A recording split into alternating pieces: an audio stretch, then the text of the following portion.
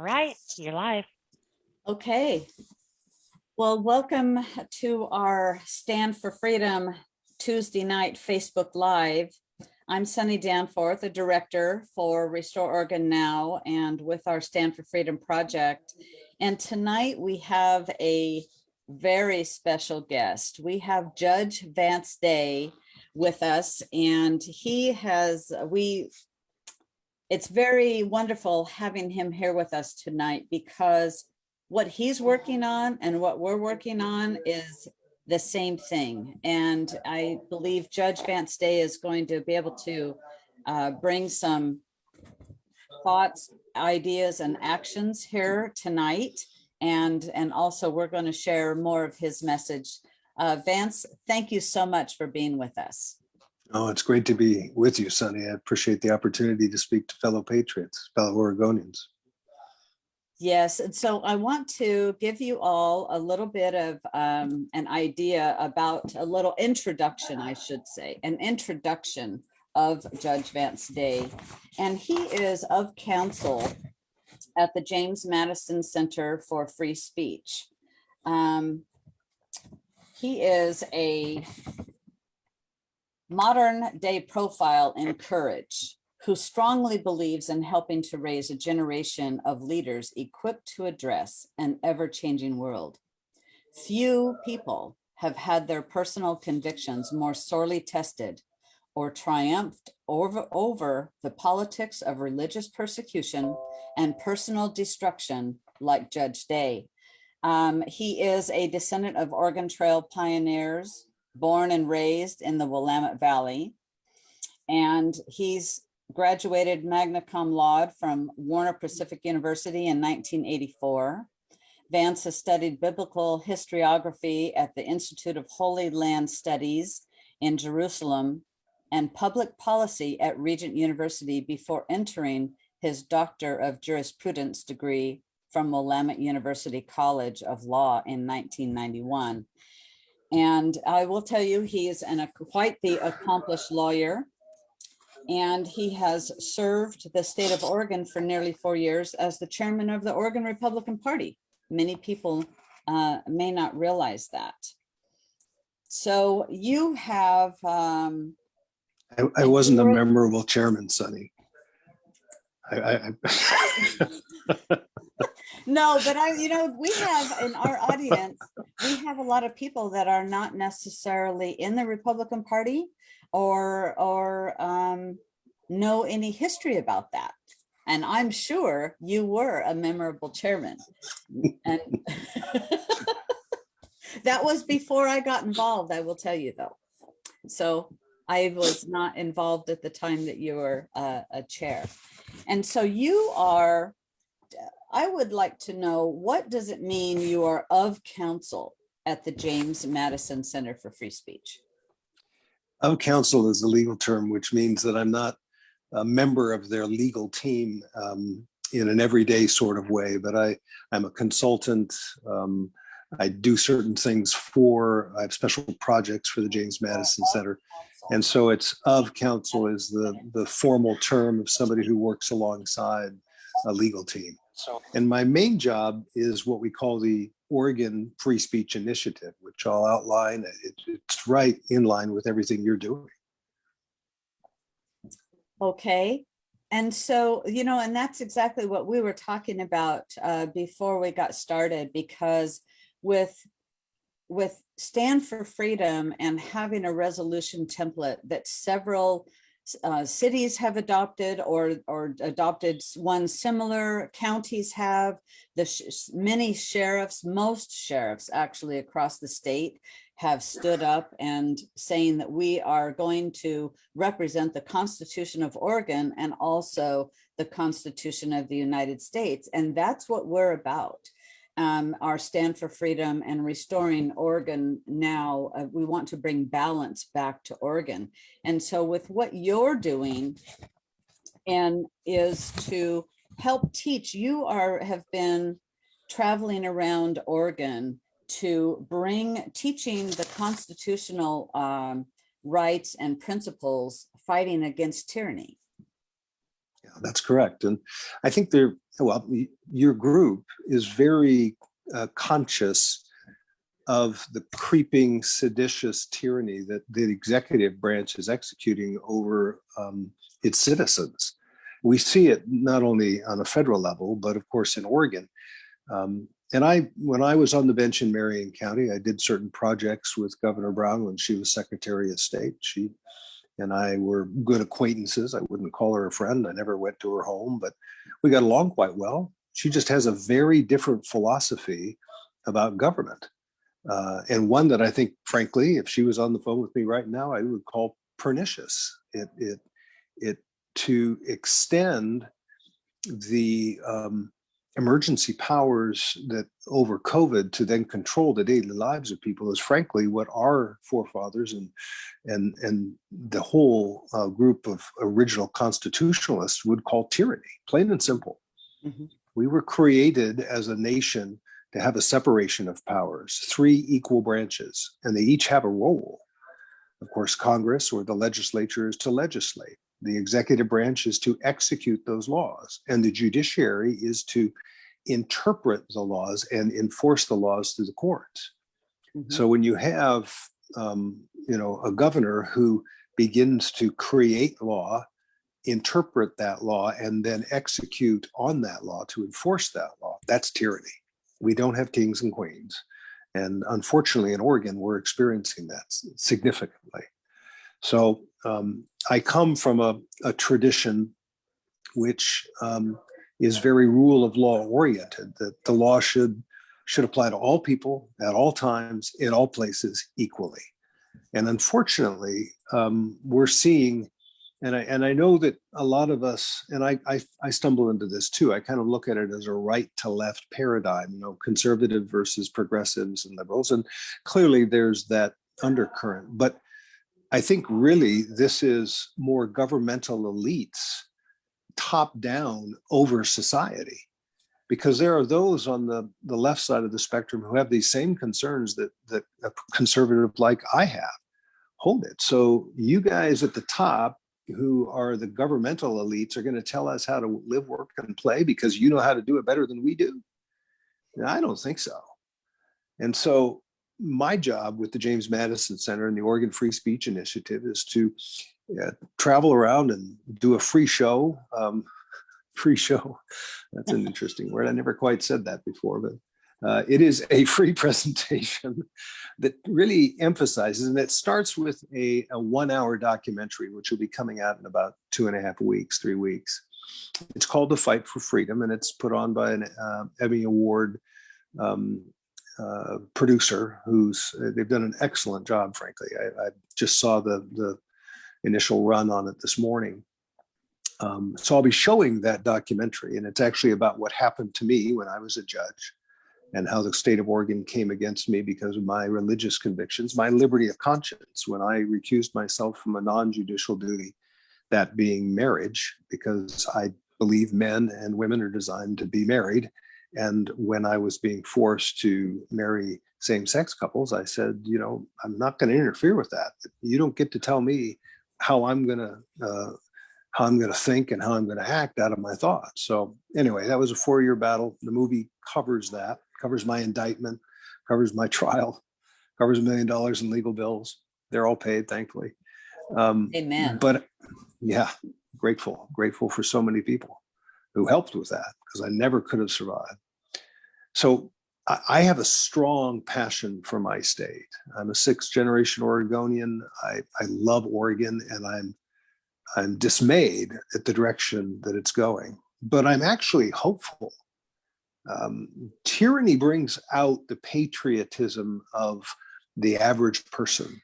When you start to tell them that they are less of a citizen because they're not vaccinated, whatever you think about vaccinations is irrelevant. But this, I'm better than you because I've got vaccinations, that type of messaging causes the average person to sit up and say, excuse me. And so I have great hope for this state. I believe that there's a groundswell, I've seen it for the last few years growing, of people who start to say, no, we need to have a different way of looking at government. We have to have more balance. We have to have a constitutional understanding of separation of powers and then execute on those. And so I think in the next 3 to 6 years, we could see a groundswell of people electing clear thinking. And I don't care about Republican or Democrat. I got to tell you that right off the bat. I will vote for the person who is a constitutionalist. I happen to find more constitutionally oriented people in the Republican Party, but parties are simply vehicles. They're not an end in themselves, and too often they become an end in themselves. So I think it's groups like yours that are energetically standing for truth and how this nation should be run. Those are the patriots that are going to make a difference in the next few years.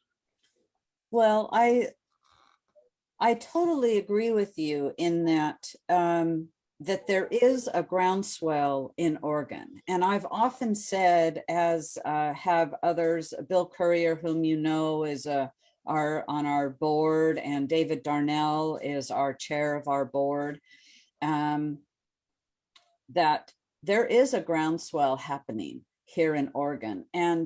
But we're a population of roughly 4 million people. We ought to be able to turn this state around by electing, paying attention to all of the elections and electing people that are constitutionalist.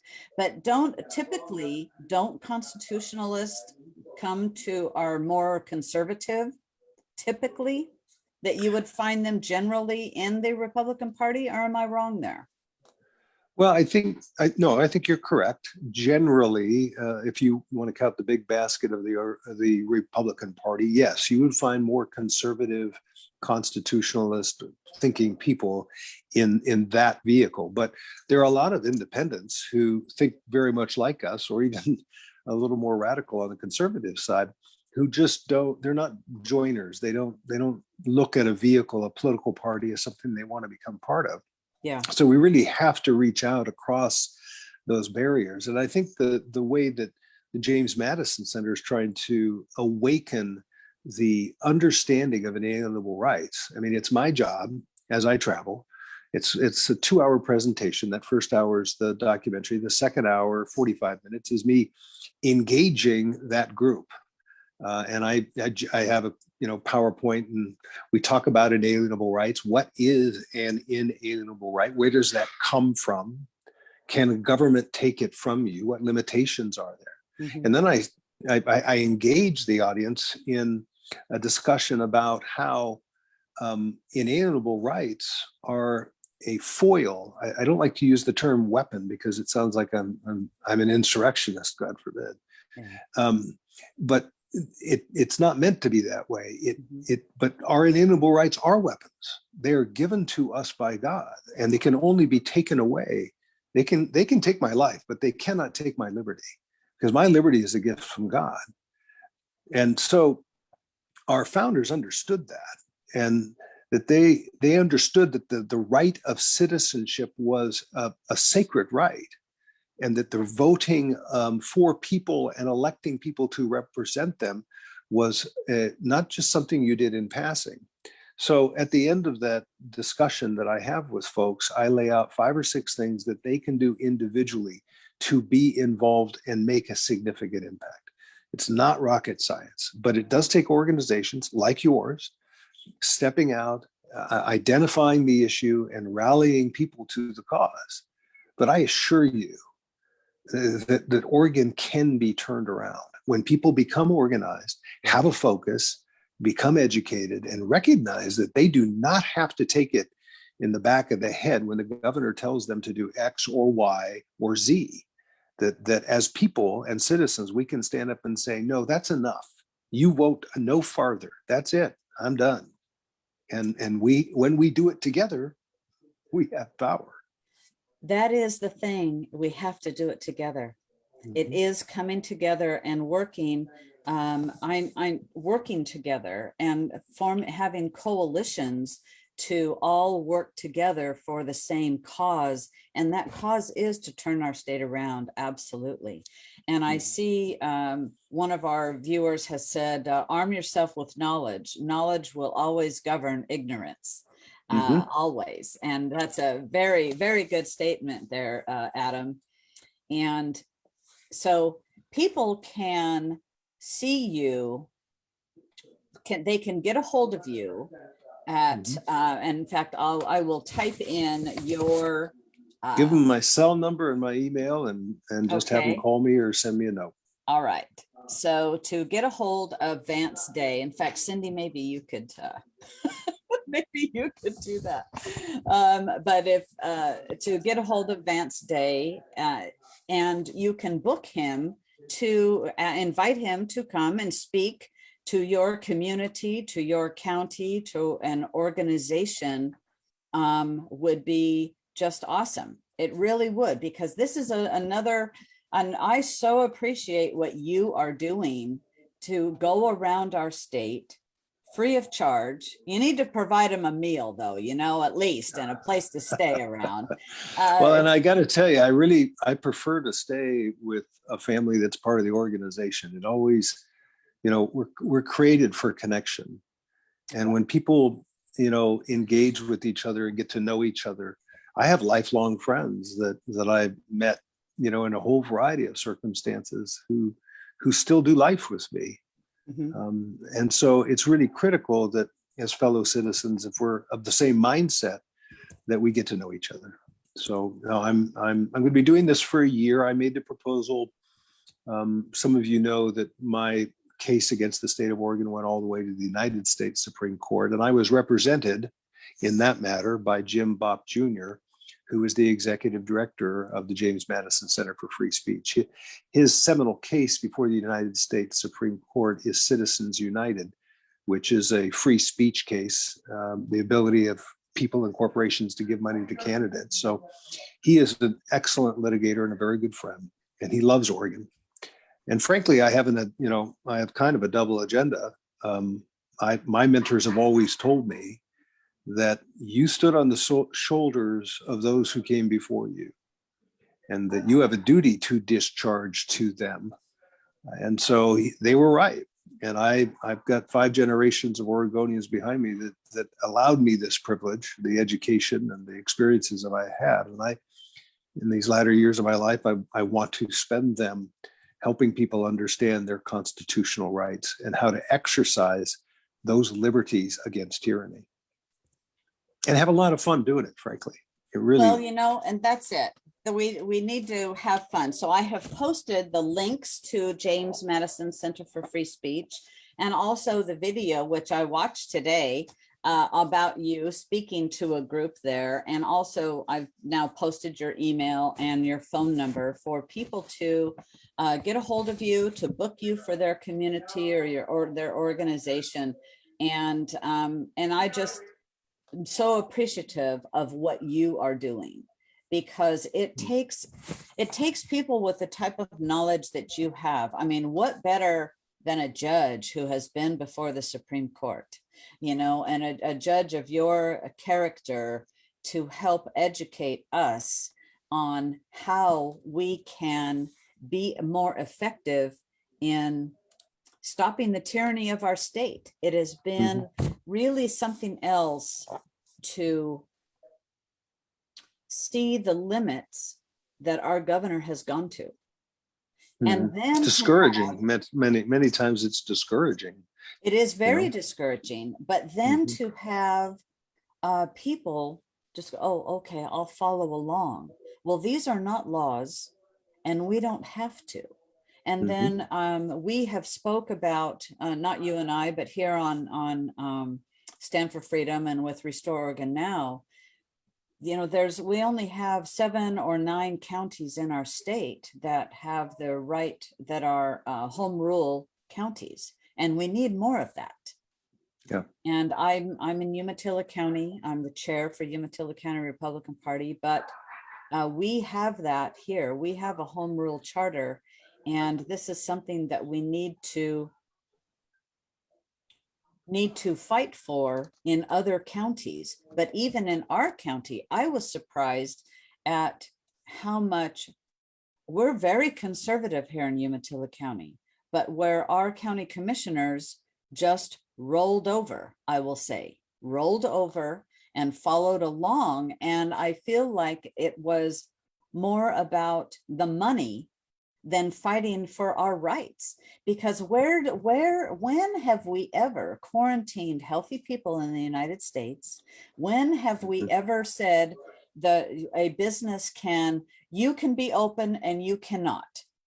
Essential workers, never, never. And the whole medical field has gone from heroes to zeros, having fought through this pandemic, and then now being forced to vaccinate. And it's, I believe our Supreme Court, US Supreme Court missed the mark in not just banning all the vaccine mandates. And I spoke on last Friday in another, our captive audience that we do is a different Zoom webinar that we do, that the fact that I hope the legislatures, our US legislatures, overturn that, because they have So the do I. power. I think the US Supreme Court made a very bad mistake by allowing the vehicle they chose was, if it's federal funding, that the federal government has the ability to create rules, which then the recipient of the federal funds have to follow. So the rules follow the money. And I think that's been a dangerous precedent for generations. If you hear male laughter in the background, that's just the other guys from the church who are having a good time now. So I'll go on mute once in a while. But No, that's not a problem. That's not a problem. We don't mind that background laughter, especially coming from some men. So how can people help you to get the message out besides what we're doing? Is there other things that people can do? I don't know if you can put up the link to that movie trailer. It's the documentary trailer. There's the link to the James Madison Center, which I think you went to, Sunny, and you saw that speech that I made in I think it was Charlottesville or Charlotte, South Carolina, some years ago. But this movie that's coming out is a very Oregon-focused film. I'm not surprised they made it on my situation, because when the government can come against a sitting judge and decide that my liberty of conscience, my religious perspective on marriage was not in conformity with what they wanted judges to be, that I didn't represent the right type of thinking, that they would then try to drive me from my elected position. I was appointed by Governor Kitzhaber, and then I ran for 6 years and took that term. I don't suffer bullies very easily, and I generally will tell a bully where they need to go and then follow with a quick Moses, if you know what I mean. And so I did not capitulate. I didn't expect them to take 4 years out of my life and try to drive me from the bench with litigation, eventually resulting in indicting me for crimes that never occurred, trying to put me in prison for 12 years. I was acquitted. But when you go through a situation like that, when you're forced to defend your beliefs based upon your inalienable rights of liberty of conscience, your First Amendment rights, the first freedom of religion and speech and assembly and the press, when you go through that process, it's either going to make you damn mad, which it did, frankly, but it's also going to build a sense of metal or steel in you, which you then want to turn back on those, not out of bitterness. I'm not bitter against those people. I'm not bitter against the government. I remind you that bitterness is like poison that you drink expecting somebody else to get sick. Bitterness only hurts you. And so I'm not bitter against those people, but gosh darn it, they attempted to take my liberty, and they're taking liberty of a lot of other people. And there needs to be a group of people who stand up and say, no, enough. I will run for city council. I will run for school board. I will run for the legislature. I'll run for the water board.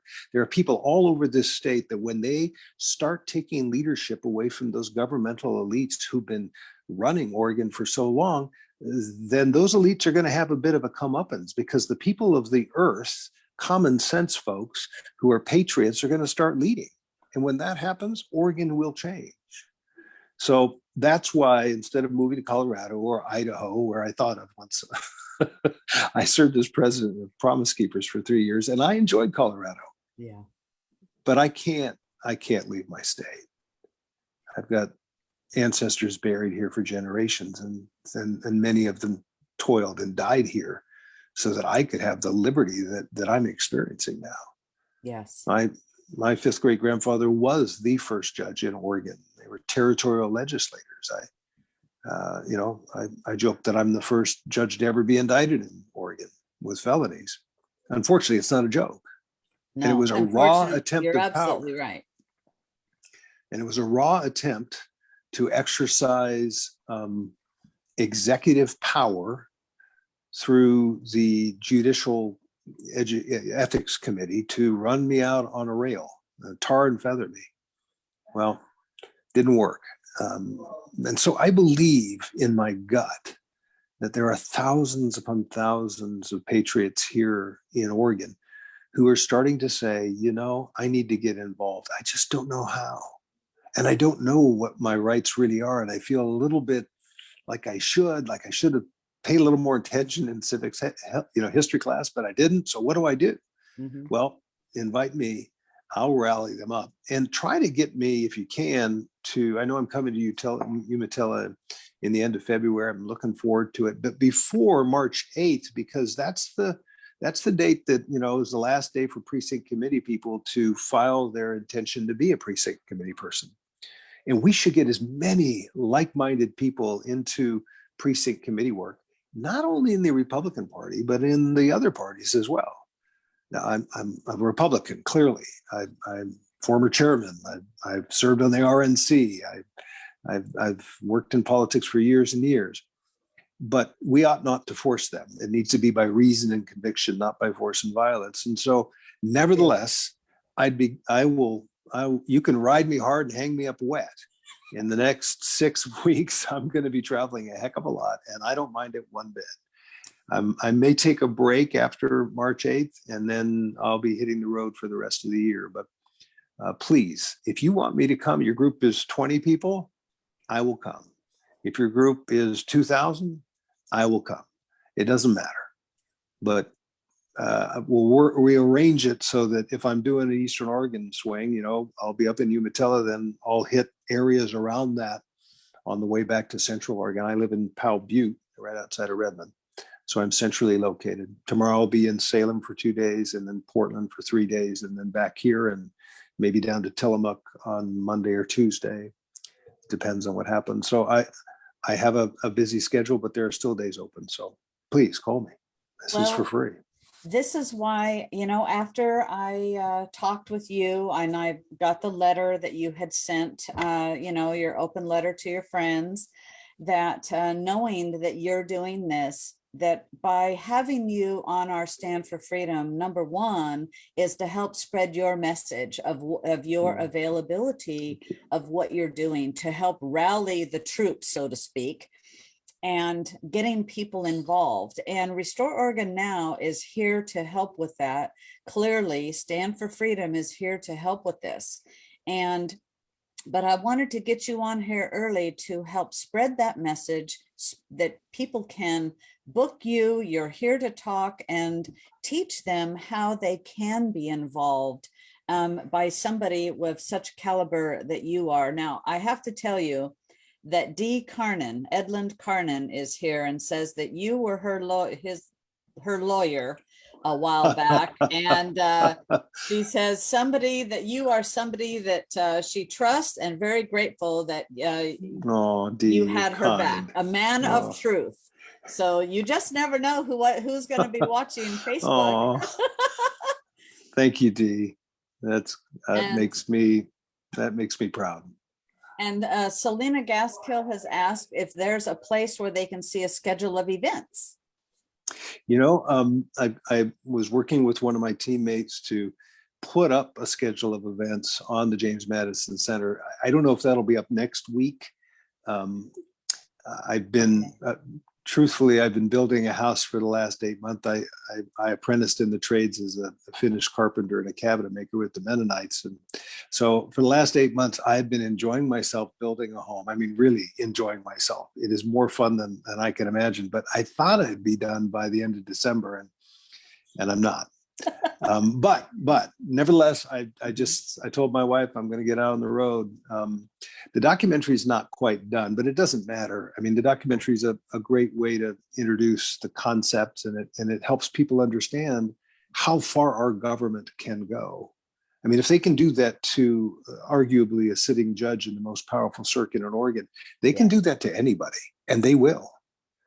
And so, but being knowledgeable about, as one of your teammates said earlier, I think it was Adam, when you have knowledge, it is power, and power executed according to authority changes people's lives. You have the authority to speak up. It is your God-given right as a citizen of this state and this nation. And that's why when we gather together under the First Amendment, when we assemble as a group of people, power follows that because we have the authority to do it. Mm-hmm. So I'd be glad. Your trailer has been posted. So thank you, Cindy, for taking care of that. And also, you are going to be February 21st for people that are around Umatilla County. February 21st, Vance Day is going to be in Umatilla County. And reservations, I will put a phone number that people can make a reservation by February 18th.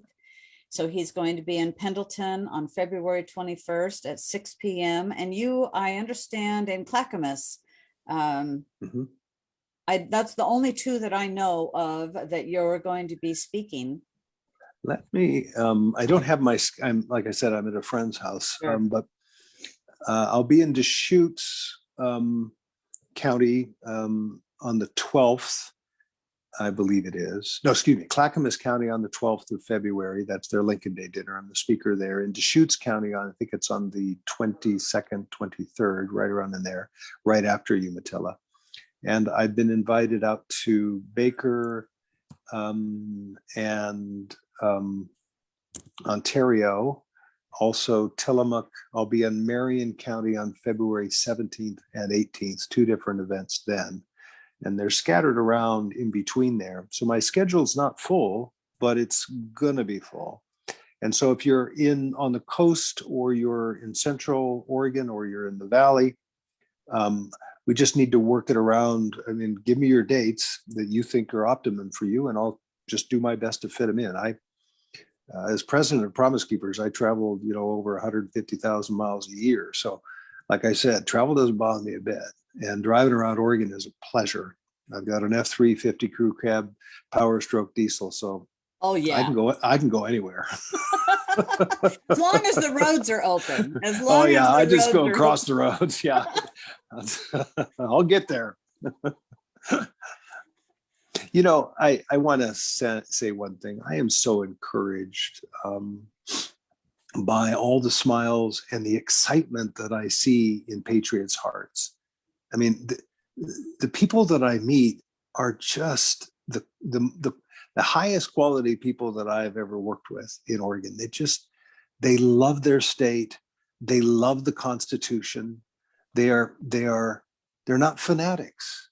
They're not way out right. They're people who are just everyday working people who love the liberty that they were given. Yeah. And they don't like seeing it chipped away at. They just feel like it's like acid is eating away, and they want to do something, but they don't know how. So our job is to give them tools. And I may be a teacher, but you're going to be teachers too. And so we need to do this together. Well, you're absolutely right. And I want to reiterate that the filing date is March 8th, deadline to become a PCP, get involved with your county, because here in Umatilla County, we were at the last election in 21, we targeted school districts and some areas. We targeted seats. We wanted to get people on water boards and the various boards because they need to learn some experience of what it is to be on city councils and things like this, all of these positions, because this truly is how we can take back our state. It's one seat at a time, a district at a time, a city.